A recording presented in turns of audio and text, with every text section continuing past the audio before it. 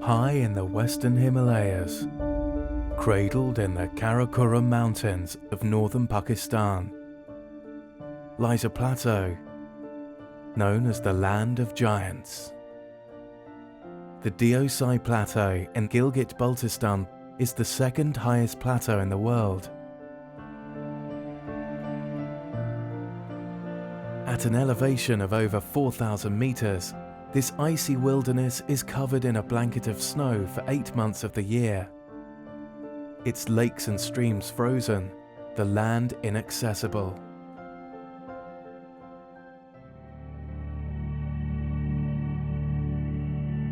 But even at this altitude, Deosai's vast 3,000 square kilometers are not barren.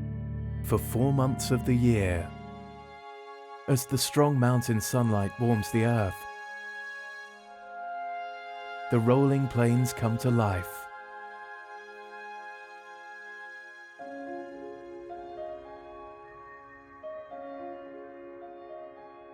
The summer meadows of this Himalayan ecoregion are strewn with swathes of wildflowers.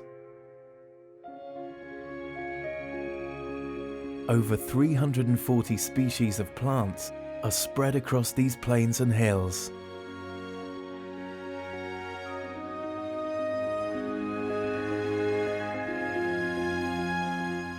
And the bird song of more than 200 types of birds fills the air.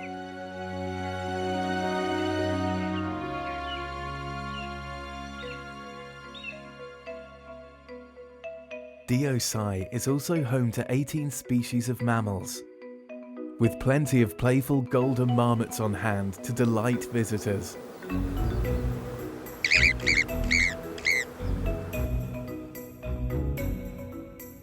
But there is another resident of Deosai that's the most striking of all: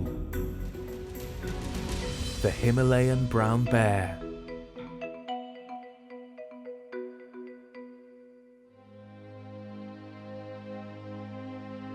The national park was established here in 1993 to protect the brown bear's survival.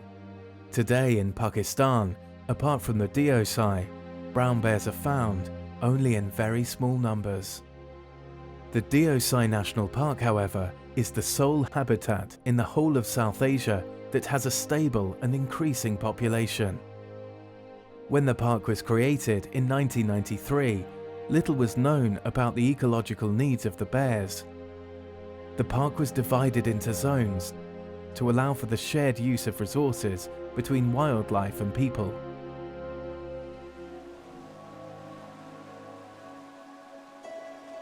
Despite the demarcation of zones, the core areas are not always respected as being for the sole use of the wild animals.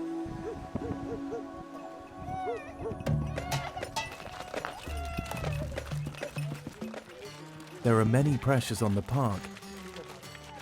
Gujars journey annually from the plains of the Punjab to the Deosai, bringing their large herds of livestock to feed on the rich summer pastures.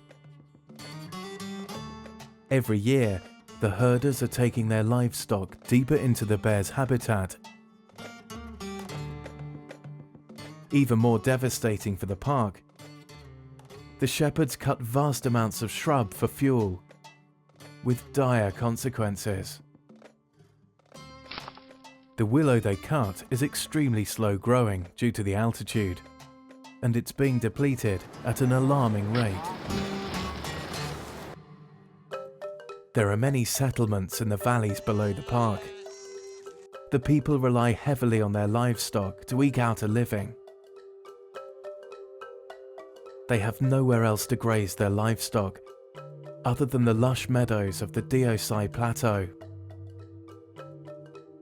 When the park was created, they claimed traditional grazing rights, which had to be respected.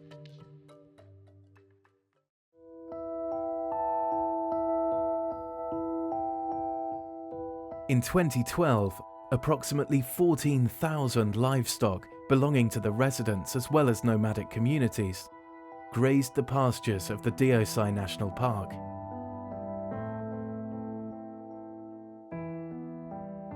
As the livestock consumes the palatable plants, the composition of flora in the park is changing. Non-palatable plants are finding room to spread and flourish, and the quality of the bear's feeding ground is deteriorating steadily.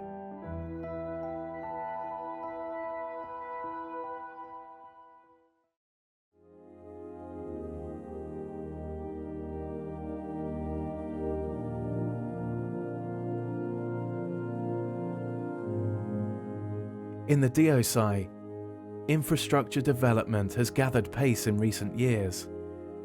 The construction of roads and bridges is allowing for easier access across the plateau. The Gilgit-Baltistan authorities have been persuaded that such development is beneficial, with little regard for the needs of the wildlife and the fragile ecosystem. Visitors to the Deosai number in the hundreds and are increasing every year. Many of them have very little understanding of good environmental behavior. Some leave behind trash and light fires in the park, as well as poaching and fishing, all strictly against the park rules. Instead of acting as caretakers of this stunning piece of national heritage, the visitors often inflict harm to it. Environmental education is desperately needed for visitors to the Deosai, as well as for local communities. Unfortunately, the park authorities badly lack the funds needed to manage the park. The arrangement that visitors from within the region don't need to pay to enter the national park adds to the problems.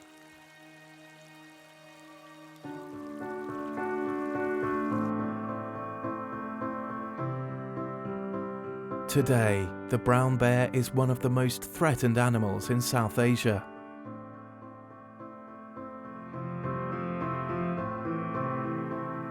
The future of the species in Pakistan and perhaps the region may well depend on the stability of the Deosai National Park.